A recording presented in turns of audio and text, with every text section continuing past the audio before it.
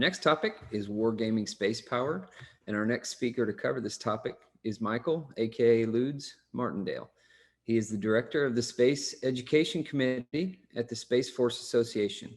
He's an Air Force veteran who culminated his military career as an assistant professor of military and strategic studies at the United States Air Force Academy. Ludes has a diverse academic background with a Master's of Space Studies from the University of North Dakota, a Master's of Logistics Management from the Air Force Institute of Technology, and a Doctorate of Philosophy in Political Science from the University of South Carolina. Let's all please welcome Mr. Martindale. Hey, good afternoon, everyone. Hopefully all are well and enjoying this event as much as I am. So what we're going to talk about today, obviously, is wargaming space power. And I'd like to do that by first approaching some definitions and talk a little bit about wargaming in general.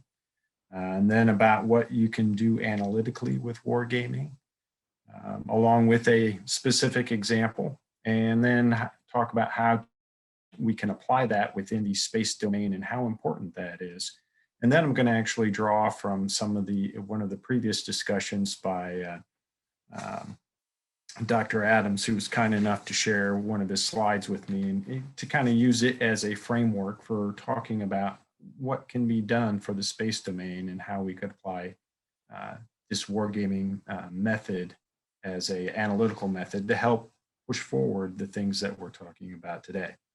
So first off, space power. I like the definition of space power. You know, here this is a space-aware audience, but still it's nice to have common definitions, and I prefer the definition of space power from the 2020 Defense Space Strategy, and it defines space power as the sum of a nation's capabilities to leverage space for diplomatic, information, military, and economic activities in peace or war in order to attain military objectives. In order to attain national objectives. So I like that definition because it encompasses all aspects of national power. It is not a military focused definition of power. And that's very important because most of what we do in space today and most of what we hope to do in space, you know, based on previous presentations and discussions and what's in the literature and in the press, is not military focused. And even for the Space Force, focusing on how to support a much broader effort than what the Space Force will put together is an important aspect of defining how best to continue to build and organize the Space Force. Okay, so there's the definition of space power. So wargaming, it is an analytical method. It's broadly probably misunderstood. Usually when you think of wargaming, most folks, if they're younger, they think of playing first-person shooter video games. That's not wargaming because it's not analytical. It's while you learn how to play a video game, it's not necessarily educational either. The other thing that brings to mind when you talk about wargaming are people standing around it. I looked at showing some pictures from wargaming that you can find on the internet, and they all are basically the same. A group of individuals either sitting at computer terminals or sitting at a desk with a map on the desk or standing on top of a map that's spread out over the floor, pushing tanks or ships around on the board. It doesn't exactly imply a lot of action, not an interesting image. So I chose not to show one of those, but this definition is specifically mine. And just as a bit more background, professionally, in addition to the work I do with the Space Force Association, I do work with a company, with a government organization designing war games focused on logistics and sustainment analysis. So this is my definition of wargaming, and it's broadly based on others that I've read, but it's the one I like. Wargaming is the creation of an abstracted environment to inform and challenge human decision-making under stress without the risk of consequence. So let me break that out a little bit. So an abstracted environment. The idea is to create an environment where the decision maker, the human decision maker, has enough information to understand the situation they're supposed to be dealing with and to make informed decisions. It's not a exercise in the military way of when we do exercises, we have, for example, if a pilot is involved with a military exercise, they're actually flying their aircraft. There's actual functions that they need to do and perform well tasks that they were trained to do. A war game isn't that. It's a very artificial environment, and the idea is to provide the human decision maker the opportunity to wrestle with concepts, wrestle with ideas, wrestle with the challenge without actually being at risk of personal harm or harm to their equipment or the people that they work with. So what can you do with wargaming? First off, wargaming inspires the idea that we're talking strictly about war, but really we're talking about competition also.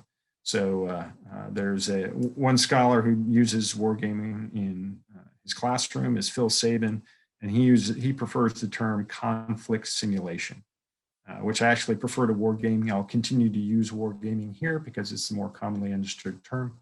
But what conflict simulation allows as a term is it allows it more intellectual expansion beyond just conflict and war to competition, economic competition, military competition short of combat, things of this nature, which are also areas where wargaming can be applied. Okay, so what conflict simulation can do, help analysts do is, one, you can determine what your organization can and cannot do.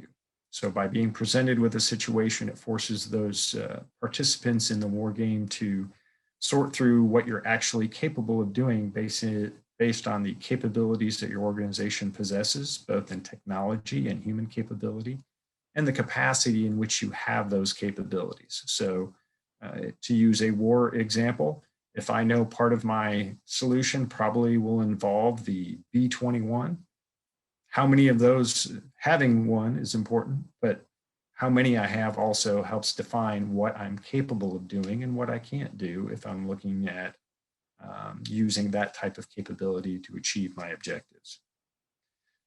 Second thing you can do is determine what the competition can and cannot do. So Dr. Goswami just gave us a great presentation on what China is looking at doing strategically and what they have done, and that helps you. That sort of information would be a great feeder into a conflict simulation in which the participants would be trying to sort out where the strategic advantage is with regards to competition with China, also with the idea of keeping it short of kinetic conflict in space. So defining what both you and your competitor can do and cannot do. Next, it can help you identify what the key variables are in the decisions that you have to make when presented with the situation. So again, going back to Dr. Goswami's presentation, she discussed the Lagrange points in the moon and the importance of those in the Chinese published strategy.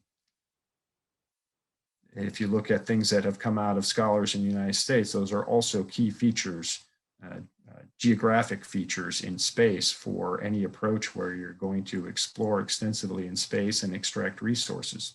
So wargaming will help you continue to identify aspects such as those and other variables such as lift capacity, the cost of lift capacity, things of that nature.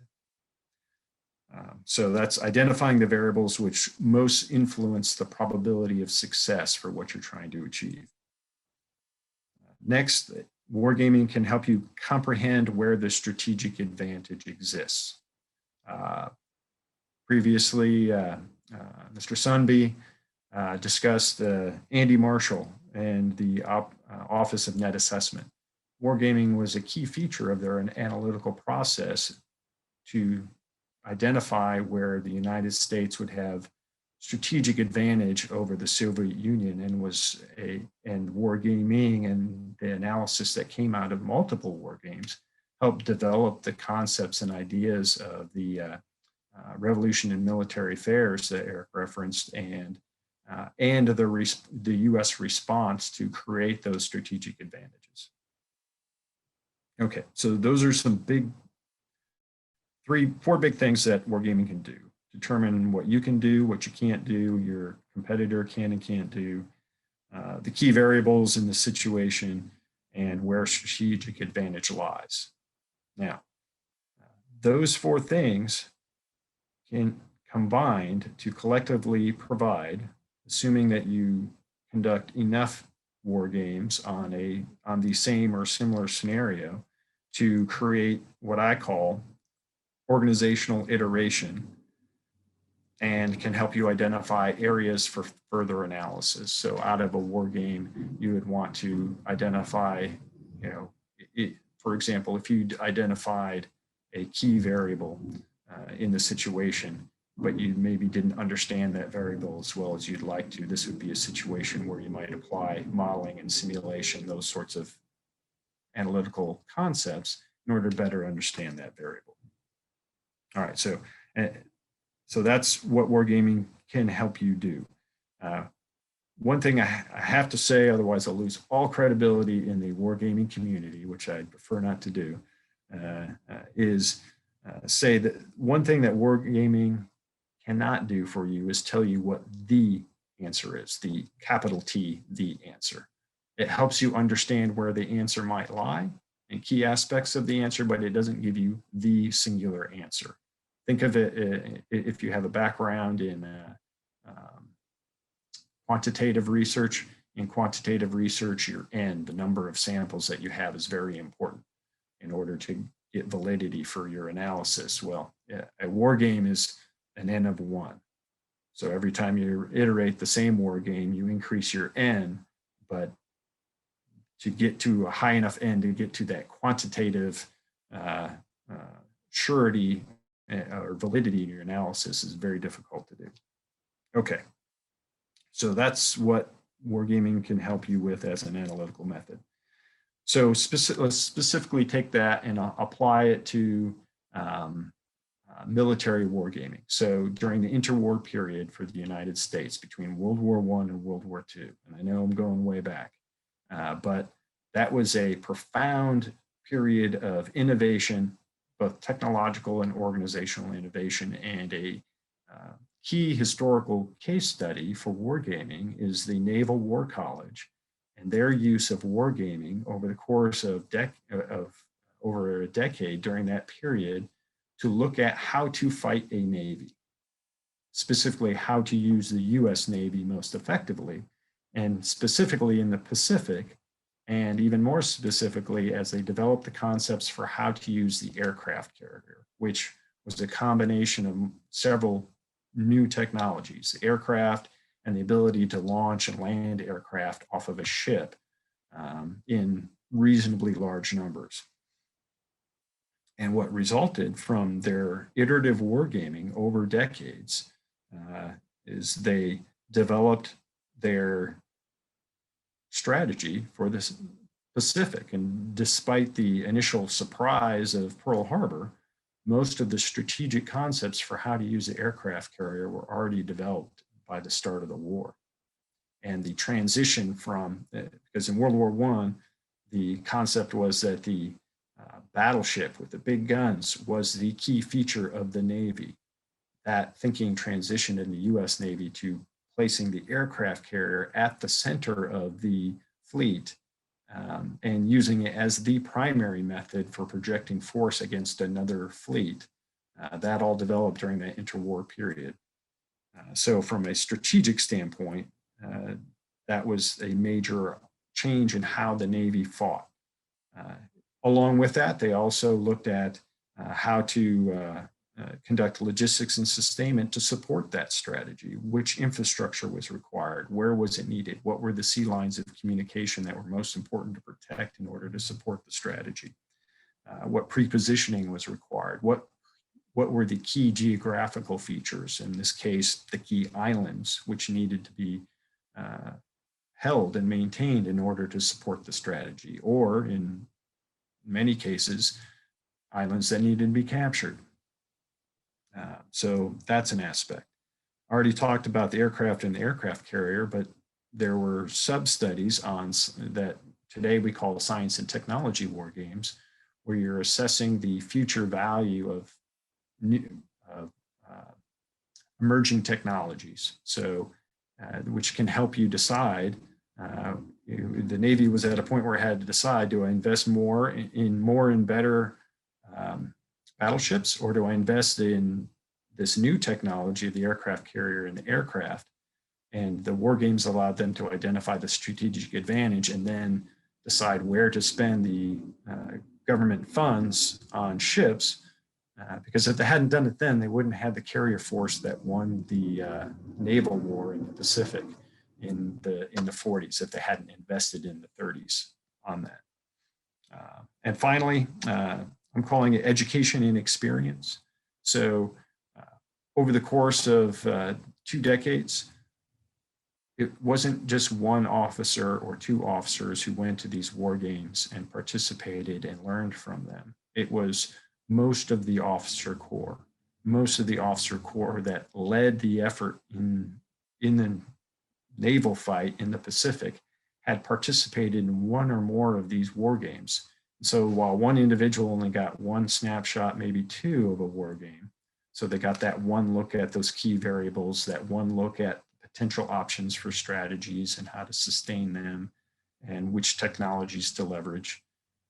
As an organization, the United States Navy and the Pacific Fleet had a profound level of experience fighting in the Pacific based on all of the individuals having participated in these war games, though each of them was a little bit different. It provided what I'm calling organizational iteration, and with that also on the individual and organizational level, leadership development. So developing your leaders and their thinking to support how you're going to go into the future.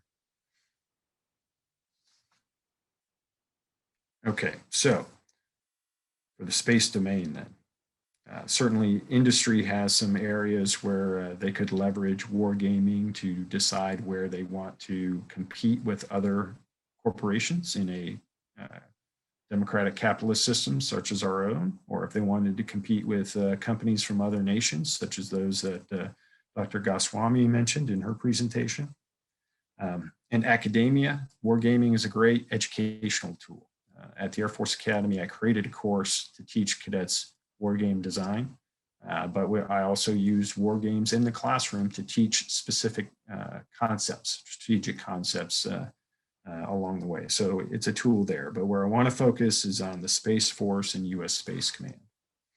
So when we think of the example of the Naval War College in World War II, and the aircraft carrier and the aircraft, what you have is the Navy had an opportunity based on new technology to change their organizational structure, to change their strategies, invest differently in technology, and then leverage that technology to serve the strategy in their organizational structure, which gave the strategic advantage to win the naval fight in the Pacific.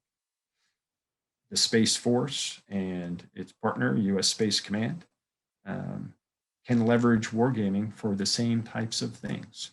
The idea of conflict in space, whether it be kinetic or non-kinetic, is still fairly new.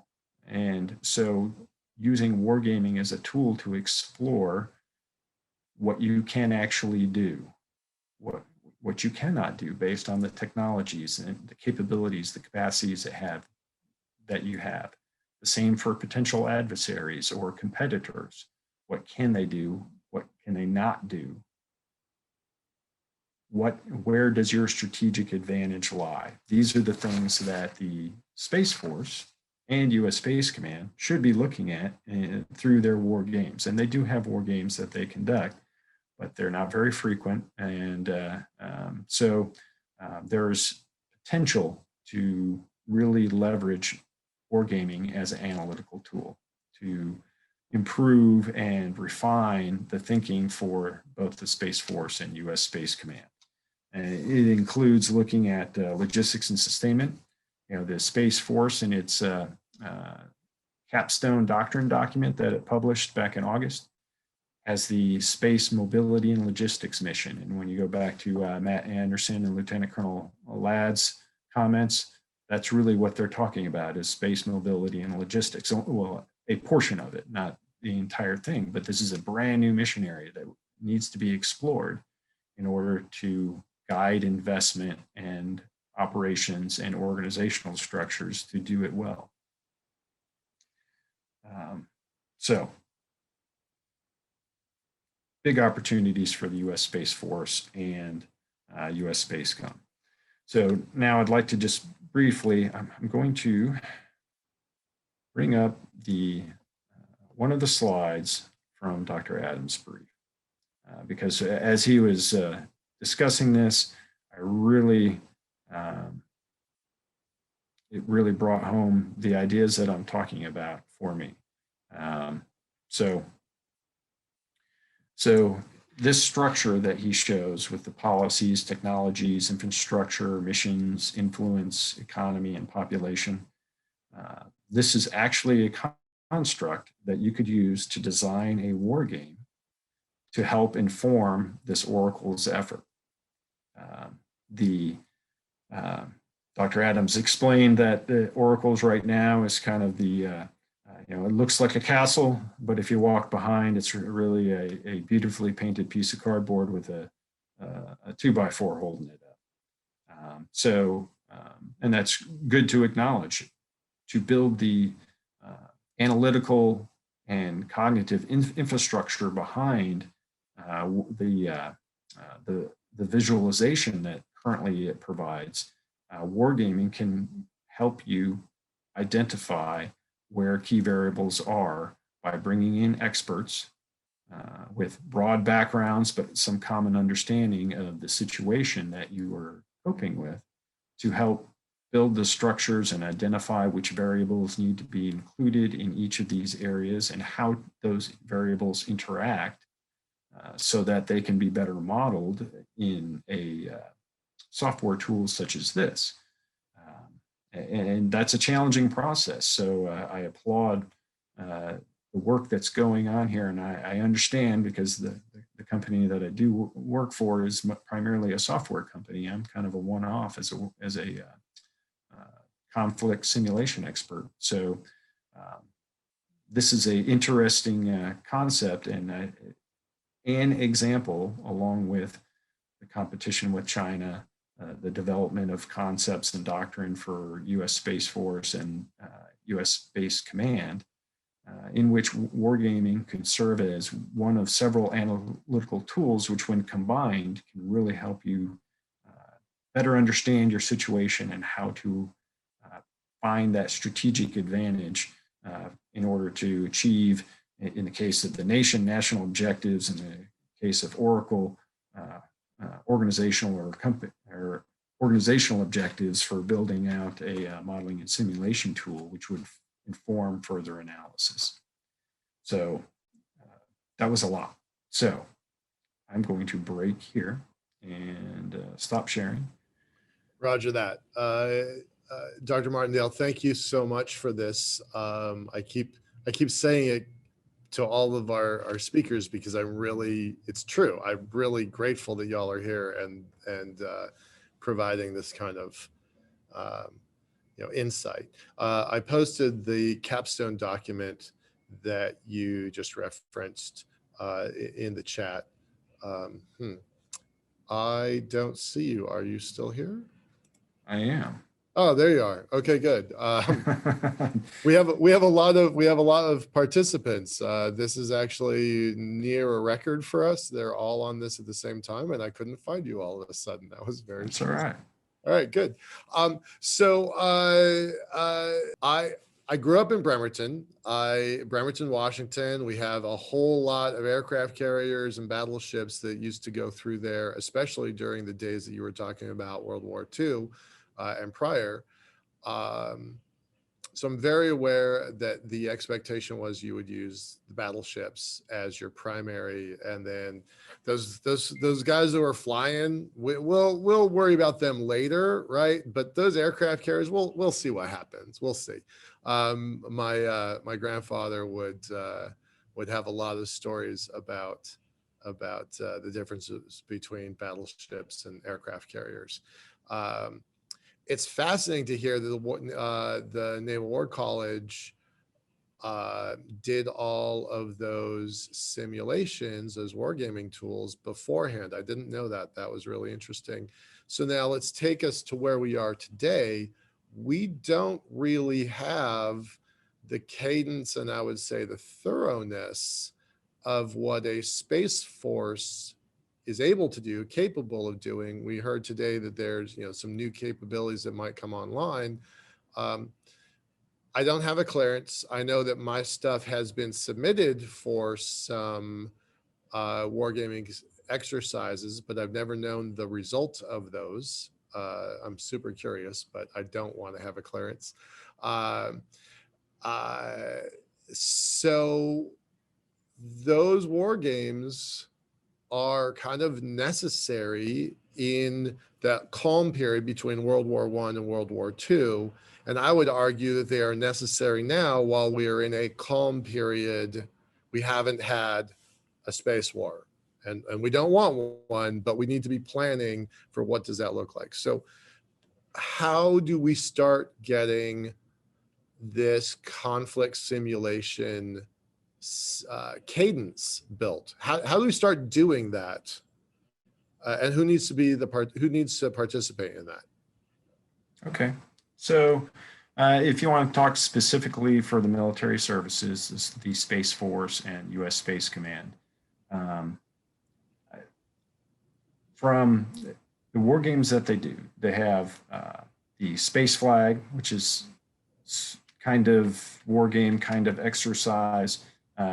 It gets iterated more often. You have the Schriever war game, which is roughly annual.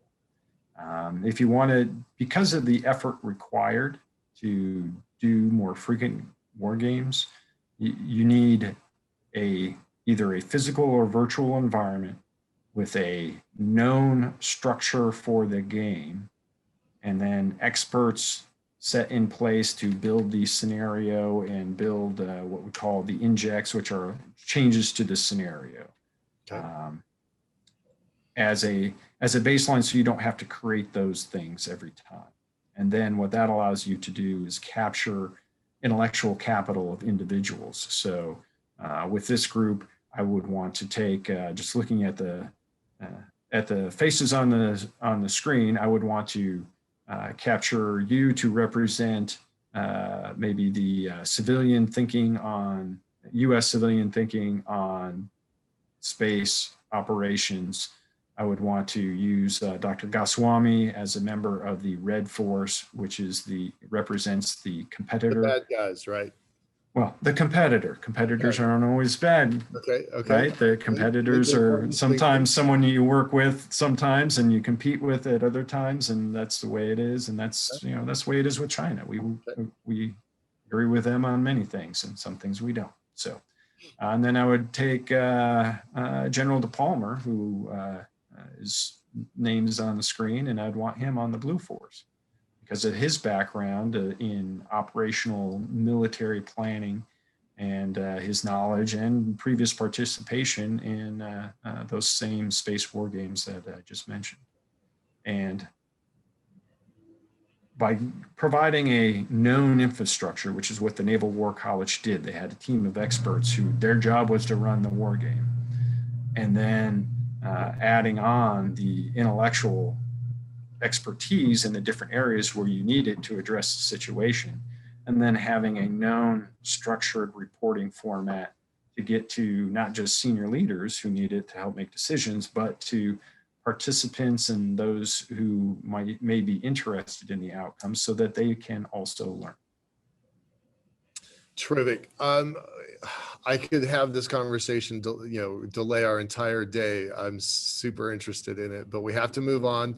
I do want, if you don't mind, I'd like you to post your LinkedIn connections over here. There's several people that would like to connect with y'all. Some of them, Guy Thomas in particular, was an early work college professional. So just please connect with some of these folks. There's some very interesting folks on our call right now. Swapping over fast. Sorry for the delay, Ed. Take it away. Thanks a lot, Dr. Martindale. Thank you. Yes, thanks again, Dr. Martindale.